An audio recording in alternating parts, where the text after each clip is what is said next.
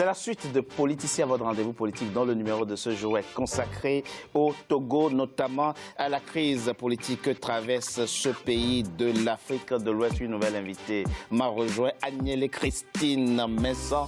Atoem, vous êtes ancienne ministre, ancienne députée, grand soutien du pouvoir togolais. Merci. Merci à vous de m'avoir rejoint. Orphée Adom est resté avec moi, de même que Karl Gaba, le coordinateur de Togo. À qui profite le boycott des législatives par la coalition de l'opposition togolaise? Nous avons posé la question à quelques Togolais. Ils sont deux, un politologue et un journaliste. On écoute ce qu'ils en disent, on n'a pas l'après.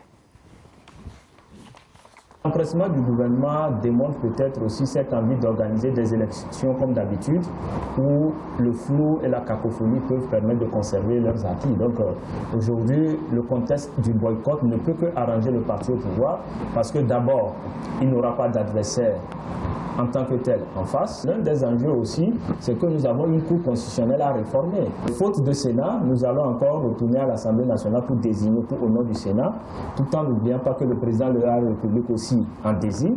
Donc en réalité, vous aurez une Cour constitutionnelle qui sera à l'image de la majorité au Parlement.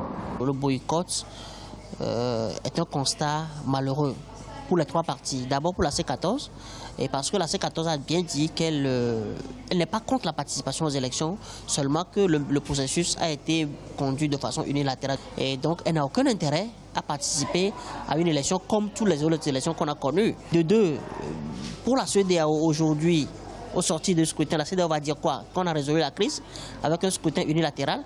Donc, en fait, en refusant d'associer la C14, quand le pouvoir refuse de s'associer à la C14, mais elle ne se rend pas service. Parce que même pour le pouvoir, en 2002, on a l'impression que le scénario de 2002 revient. Or, en 2002, le Parlement qui est issu des élections unilatérales de 2002, c'est un Parlement monocolore qui, le seul service que ce Parlement a rendu au Togo du temps de Feu Adema, c'est d'avoir déverrouillé la Constitution. C'est savoir déverrouiller la limitation du mandat. Oui, ben, on a déverrouillé la limitation du mandat et c'est ça qui devient aujourd'hui problème pour le fils d'Eyadema. Madame Mensah Atoem, je posais la question aux membres de l'opposition dans la première partie. Pourquoi cette fixation, cette focalisation autour de la personne du président de la République? Mais la question vaut aussi pour vous, puisque vous le savez très bien, un point de cristallisation, c'est la question du nombre de mandats présidentiels. L'opposition de votre pays le dit et le répète, ils ne veulent plus justement que le président actuel fasse un autre mandat et tient à ce que ça soit balisé dans la Constitution. Pourquoi vous n'entendez pas ce cri de l'opposition togolaise, tout simplement? Je vous remercie pour cette question très pertinente. Oui. Dire que nous n'entendons pas le cri de l'opposition, je crois que c'est trop nous demander. Je m'en vais vous faire retourner un peu en arrière pour dire que ce dialogue, c'est le président fondateur de mon parti, chef de l'État, qui l'a voulu. Et je vais plus en arrière pour dire que l'APG, dans son libellé, aucun point n'a spécifié un quelconque statut de chef de file de l'opposition. C'est toujours dans la recherche d'un certain apaisement pour que le Togo ne soit pas gouverné comme une monarchie, que lui, il a créé ce statut de chef de file de l'opposition pour qu'ensemble, ils puissent gouverner ce pays. Voilà, c'est une bonne chose. Mais aujourd'hui, que nous n'entendons pas le cri de l'opposition, je dis non. Nous entendons le cri de l'opposition. Il n'est pas écrit plaqué sur une seule personne, c'est toi qui dois faire des concessions. L'enjeu majeur aujourd'hui, c'est la nation togolaise, c'est notre pays. Et chacun doit pouvoir faire une petite concession pour que nous puissions avancer. Laquelle avez-vous déjà faite? Quelle concession avez-vous déjà faite, vous? Je m'en vais vous dire une chose. Allez-y, s'il vous plaît. Parce que des noms dits aujourd'hui, en passant par des OK parce que vous suffoquez, il faut que nous ayons le courage de dire un certain nombre de vérités. Allez-y, s'il vous plaît. La volonté politique, le chef de l'État l'a. Quand il était question des réformes qu'on avait déjà même commencé avec la mise sur pied de la Cour des comptes et autres, le signal fort que le président Faure a donné, c'est de nommer un médiateur de la République. Madame, vous avez bien compris ma question. J'ai compris, je viens. C'est de créer le HCROUN, cet organe qui est censé opérer les réformes. Oui. Et ce HCROUN a commencé par ce qu'on a appelé en juillet des consultations populaires sur l'opérationnalisation des réformes. Je peux terminer. Allez-y. Et tout comme si cela ne suffisait pas, le chef de l'État a demandé que des consultations soient faites. Mais l'échantillon, pour lui, n'était pas suffisant. Il a demandé qu'on aille tendre le micro au Togo des profondeurs. Avec cette consigne formelle, revenez, dites-moi ce que le peuple voudra. Il aurait suffi. Ça veut dire qu'il y a la disponibilité, voilà, la volonté politique chez le président de la République. La volonté politique, l'engagement manifeste, dites-vous. La crise. Du coup, on aurait pu laisser le temps à cet organe-là, au médiateur de la République, de terminer son travail et de présenter son rapport. Et lorsqu'on ne s'y retrouve pas maintenant, on pourra dire nous ne sommes pas d'accord. On ne reviendra pas sur le passé, ce qui est fait. Oui, puisque c'est ça. Ça fait partie de tout ce qui crée ce problème aujourd'hui. On ne lui a pas laissé le temps de terminer. Madame, le médiateur de la République, c'est quelqu'un de très respectable et nous avons beaucoup de respect par rapport à son travail. Mais entre-temps, la CEDEAO est rentrée dans le jeu. Oui. Madame, vous avez bien compris ma question. Je vous dis, excusez-moi d'insister, c'est important. Le point de cristallisation, c'est la question du mandat présidentiel. C'est la question du nombre de mandats présidentiels. C'est-à-dire tout simplement qu'en 2020, l'opposition de votre pays ne veut plus, ne souhaite plus que le président Faure Gnassingbé se représente. Elle ne dit pas que un membre de l'UNI ne sera pas candidat. Mais le président de la République, ils veulent justement qu'il y ait alternance. Et on vous dit, dans toute l'Afrique de l'Ouest, il n'y a qu'au Togo qui n'a pas encore eu véritablement d'alternance. C'est quelque chose que vous entendez. Ce problème de limitation de mandat est réglé depuis, c'est acquis. Acquis dans quel contexte? Le président n'a jamais dit non. Mais si c'est une loi, la loi dispose pour le futur. C'est pourquoi je dis on aurait pu laisser le temps au médiateur de la République, au HCROUN, de présenter son rapport.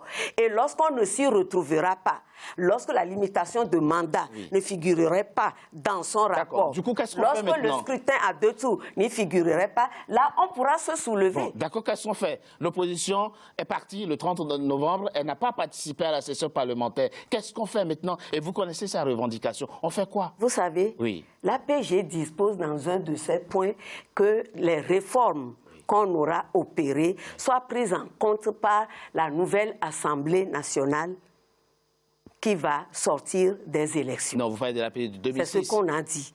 Mais l'APG, elle est caduque, l'APG? Ah non, mais moi, je ne sais pas. Non, mais tout à l'heure, vous en avez parlé. Tout à l'heure, vous en avez parlé. Et donc, si l'APG n'est pas caduque... Mais vous savez que dans l'APG faisait justement référence à la Constitution de 92. Je ne dis pas non. Ce n'est pas la question que vous m'avez posée là. Mais justement, vous n'avez pas répondu à ma question, c'est-à-dire que pourquoi effectivement... J'ai répondu à votre question pour dire que tout ça là était déjà acquis. Voilà. Et donc, il aurait fallu justement se fier justement aux travaux de cette commission. Karl Gaba, avant que je ne vienne à vous, monsieur Adom, vous boycottez, en tout cas vous soutenez la coalition de l'opposition qui boycotte les législatives. La conséquence, on l'a entendu dans l'élément qui est passé, il y a 17 listes de candidats indépendants qui ont été validées par la Cour constitutionnelle. Il y a des listes de 12 autres partis politiques qui ont été validées. Donc, les législatives auront bel et bien lieu. La conséquence, un spécialiste de la question l'a dit, le pouvoir n'a pas belle. Il va avoir une belle Assemblée nationale qui lui permettra également d'avoir un très beau Sénat, acquis à sa cause, et ce qui est va demeurer. Qu'est-ce que vous aurez gagné? Qu'est-ce que la C14 aura gagné à boycotter ces législatives? Vous avez... Merci madame, parce que vous avez le prototype même d'apparatchik du système. Je vous remercie. Faure Gnassingbé, avec un discours robotisé qui raconte une histoire que les Togolais, depuis 53 ans, disent que ça ne leur convient pas. Ouais. Merci, madame, d'avoir donné cet exemple-là pour qu'on puisse... Merci pour votre remarque. Très bien. On boycotte les législatives et après? Je vous avais dit tout à l'heure, que le vrai problème pour nous, c'est un problème avec la dictature des Gnassingbé, le système dictatorial qui est au Togo. D'accord. Pour revenir avec madame qui parlait de l'APG. Non, on va en pas... 2006, on va pas non, revenir, donnez-moi 30 secondes pour vous on- expliquer pourquoi, en 2006, Faure Gnassingbé, disons 2005, il a fait 3 coups d'État en assassinant des milliers de Togolais. Pourquoi il y a toujours... 2006, Pourquoi ce besoin 2006, ce besoin... Non, mais pour lui répondre à madame. Et 2006, il y a un accord politique qui a été créé et signé.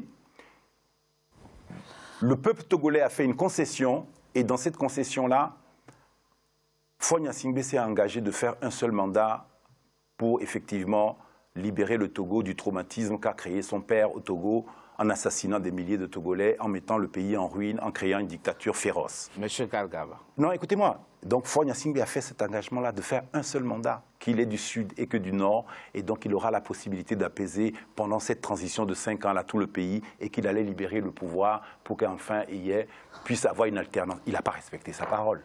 Donc, le vrai problème, c'est la légitimité de Faure Gnassingbé. Il ne respecte pas sa parole. Il est illégitime.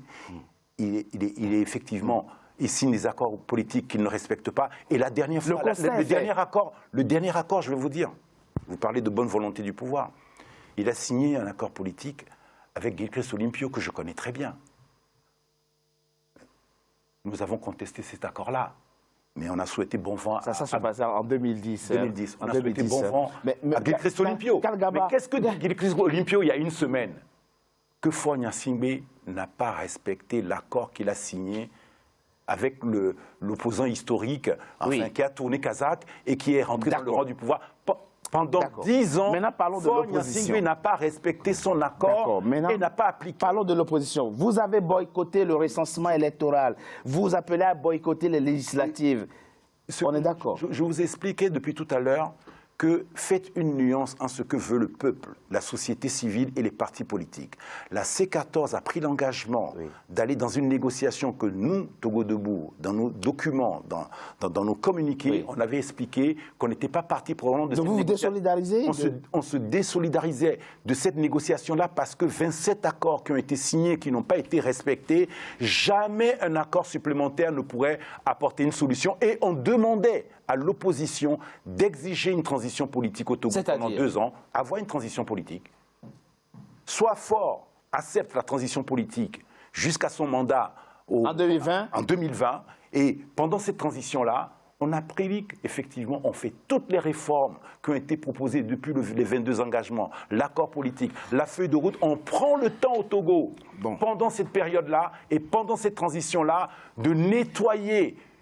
Une chose dont vous ne vous êtes pas désolidarisé autour de cette table, c'est de la stratégie de la C14 appelée à boycotter les législatives. Ce que moi je soutiens, c'est la volonté du peuple togolais de dire qu'on manifestera, on restera debout, on sera contre ce système-là tant que Faure Gnassingbé ne démissionne pas et qu'on ait une transition. Mais l'élection ne sera plus la voie de l'alternance au Togo. Non, l'élection sera la voie de l'alternance à une seule condition, c'est dans la condition qu'on a une transition politique et pendant cette transition politique, toutes les bonnes volontés togolaises vont se mettre au travail pour effectivement toiletter les rois. C'est pas ce que dit la CEDEAO, hein.